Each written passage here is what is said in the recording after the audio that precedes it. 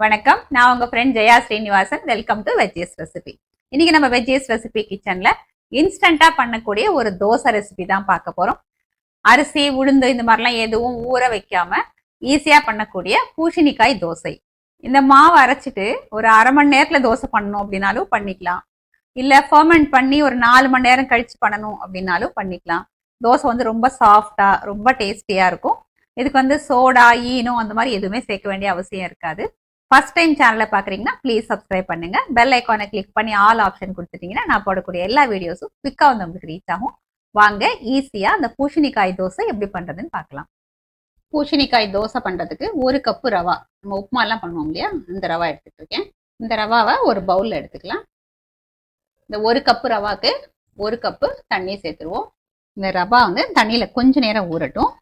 இந்த ரவா ஊறத்துக்குள்ள பூசணிக்காய் எடுத்துக்கலாம். இவ்வளோ பெரிய பீஸ் தேவையில்லை.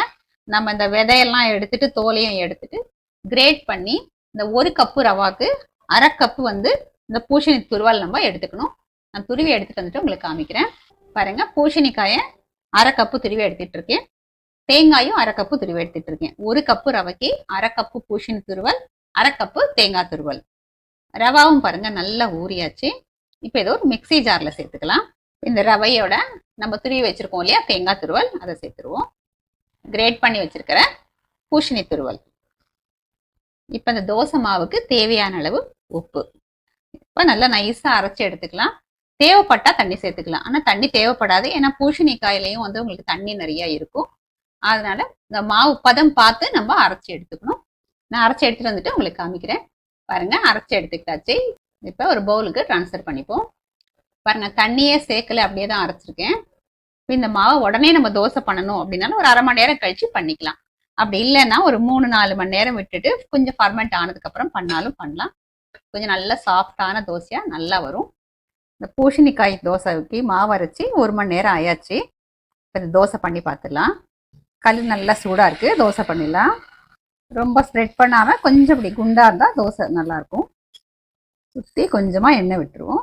ஒரு மூடியை போட்டு மூடிடலாம். பாருங்க, தோசை நல்லா வெந்தாச்சு. மூடி வச்சு பண்ணதுனால திருப்பி போடணும்னு அவசியம் இல்லை. நல்லா சாஃப்டா இருக்கும் இந்த தோசை. பாருங்க, கொஞ்சம் வெள்ளையா தான் இருக்கும். இது ரோஸ்ட் ஆகாது. நம்ம இதுல வந்து வெந்தயமோ உளுந்தோ எதுவுமே சேர்க்கலதுனால இன்னும் ரொம்ப சாஃப்டா இருக்கும். இதே மாதிரி எல்லா தோசையும் நம்ம பண்ணி எடுத்துக்கலாம். சாஃப்டான பூசணிக்காய் தோசை சர்விங்க்கு ரெடி. இந்த தோசை பாருங்க நல்லா சாஃப்டா இருக்கும். பாருங்களேன்,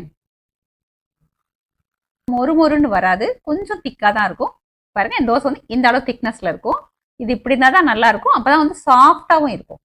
இந்த பூசணிக்காய் தோசைக்கு கொஞ்சம் ஸ்பைசியான சட்னி நல்லா இருக்கும். அதாவது கார சட்னி, இட்லி பொடி, இது எல்லாத்தோடையும் நல்லா இருக்கும். இன்னைக்கு வந்து நம்ம தக்காளி குருமாவோட டேஸ்ட் பண்ணி பார்க்க போறோம். ஆல்ரெடி இந்த வீடியோ வந்து அப்லோட் பண்ணியிருக்கேன், நீங்க பாருங்க. கண்டிப்பா அது எல்லா டிஃபனுக்குமே சூப்பரா இருக்கும்.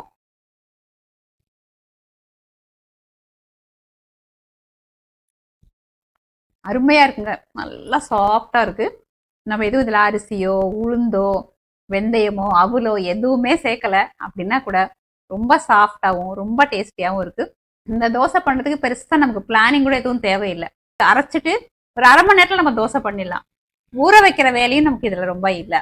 விரத நாட்கள்ல கூட நம்ம ஈஸியா பண்ணிக்கலாம். அரிசியே சேர்க்க மாட்டோம் அப்படின்னு இருக்கும். அந்த மாதிரி நாள்ல கூட இந்த டிஃபன் பண்ணி ஈஸியா சாப்பிட்டுடலாம்.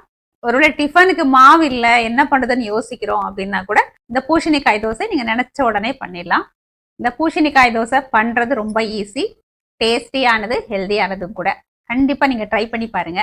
எப்படி வந்ததுன்னு கமெண்ட்ல சொல்லுங்க. லைக் பண்ணுங்க, உங்க ஃப்ரெண்ட்ஸ் அண்ட் ஃபேமிலியோட ஷேர் பண்ணுங்க. புது ரெசிபியோட நாளைக்கு நான் உங்களை மீட் பண்றேன். தேங்க்ஸ் ஃபார் வாட்சிங்.